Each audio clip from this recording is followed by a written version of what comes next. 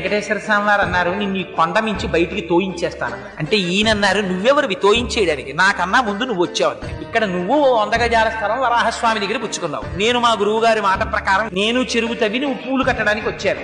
మిగిలిన వాళ్ళకి భగవంతుడు ఉంటాడేమో, నాకు భగవంతుడు రామానుజాచార్యులు వారి నాకు గురువు, ఆయనకి మాట ఇచ్చాను, నువ్వు వేసుకుంటే వేసుకోవాలి, అతే మానే, ఇదిగో ఈ పూలదండలు తీసుకెళ్లి తలుపు గొళ్ళానికి పెట్టేస్తున్నానని వెళ్ళిపోతున్నారు. వెంకటేశ్వర స్వామి వారు పరిగెత్తుకొచ్చారు, ఈయన పరిగెత్తుకుపోతున్నారు, ఎదురొచ్చి పట్టుకున్నారు. అంత కోపం అయితే ఎలాగో అనంతాచార్యులు, నువ్వు ఎంత బాగా కడతావో, నీకు అసలు ఉన్న నిష్ఠ ఏమిటో చూద్దామని రమ్మన్నానోయ్ అని గట్టిగా కౌగిలించుకుని ఆయనతో 4 కులాసా కబుర్లు చెప్పి సంతోషపెట్టి పంపించారు. అనంతాచార్యుల వారి వైభవం అంటే ఏమిటో తెలుసా అండి?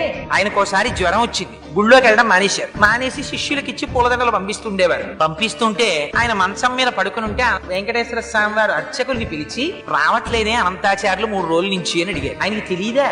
అడిగితే అర్చకులు అన్నారు, కొంచెం జ్వరంగా ఉందండి, పడుకున్నాడన్నారు. మీరు వెళ్ళి అడగండి, జ్వరం తగ్గకపోతే వెంకటేశ్వర స్వామి వారు డాక్టర్లని పంపిస్తారట, వైద్యుల్ని, తగ్గిందా లేదా ఇంకా ఎక్కువగా ఉంటోందా అడిగి రమ్మన్నాడని అడిగిరండి అన్నారు. అర్చకులు వెళ్ళి అడిగారు. అడిగితే ఆయనకి కోపం వచ్చి అన్నారు, చాలా ఎంత దయాళు అయ్యా మీ ప్రభు, ఐశ్వర్యవంతులతో సంధ్యావందనం చేయించేవాడు మీ ప్రభు, వెళ్ళి రమ్మనన్నారు. అంటే వాళ్ళు వెళ్ళి ఇదే మాట చెప్పారు. అసలు మూతి ముడుచుకుని మీ మీద విసుక్కుంటున్నాడండి, నాకు వైద్యుల్ని పంపిస్తాడా?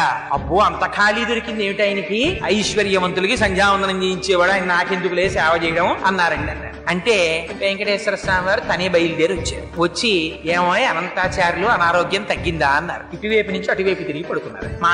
మాట్లాడకపోతే ఆయనే పాపం బల్ల లాక్కుని వెంకటేశ్వర స్వామి వారు కూర్చున్నారు. ఇవన్నీ యథార్థంగా జరిగిన సంఘటనలండి. ఓ బల్ల మీద కూర్చుని చెయ్యి పట్టుకుని, అనంతాచార్యులు తగ్గలేదా, ఇంకా ఒంట్లో ఉష్ణం అన్నారు. అంటే పాపం మీకు ఇప్పటికి తీరుబడి దొరికింది, మిమ్మల్ని నమ్ముకుని కొండ మీదకి వచ్చి ఇన్నాళ్ళ నుంచి పుష్పకైంకర్యం చేస్తున్నాను, 3 రోజులు అయింది జ్వరం వచ్చి పడి మంచాన, వచ్చి నన్ను పలకరించడానికి తీరుబడి కుదరలేదు, వైద్యుల్ని పంపిస్తానన్నావుట, ఏం పాపం నువ్వు వచ్చావేం ఖాళీ దొరికిందా అన్నారు. అంటే ఫోన్లేవయ్యా, మనస్సంతా కష్టపెట్టుకోకయ్యా, నీకు జ్వరం ఉందో లేదో చూద్దామని వచ్చాను. అనంతాచార్యులు నన్ను చూడాలన్న భక్తే తప్ప వైద్యులతో వైద్యం చేయించుకుందామని కూడా నీకు కోరిక లేదేమిటో, చూడు నీకు ఎలా తగ్గించేస్తానో అని ఒళ్ళంతా తడిమేర పడుకున్నటువంటి అనంతాచార్యులు వారిది.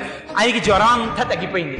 లేచి నిలబడి కపాల కాళ్ళ మీద పడ్డారు. పడి, స్వామి అలకొచ్చేసింది, ఏం చెయ్యమంటారు, ఎప్పటి నుంచో ఈ శరీరానికి ఉండిపోయిన ఉద్రేకం, అహంకారం, మీరొచ్చినా కూడా అంత కోపంగా మాట్లాడాను, మీరు రాలేదని మనస్సులో ఉన్నటువంటి వ్యగ్రత చేత అలా మాట్లాడాను, మరోలా అనుకోకండి స్వామి, నన్ను క్షమించండి అని ఆయన కాళ్ళ మీద పడ్డారు. అనంతాచార్యులు, నిన్ను క్షమించడం ఏమిటో అని పొంగిపోయి కౌగిలించుకుని పాపం గుళ్ళోకి వెళ్ళారు వెంకటేశ్వర స్వామి వారు. ఇంకా విచిత్రం ఏమిటో తెలుసా అండి? ఒకసారి ఆయన చెట్ల దగ్గరికి వెళ్ళి పూలు కోస్తున్నారు అనంతాచార్యులు వారు.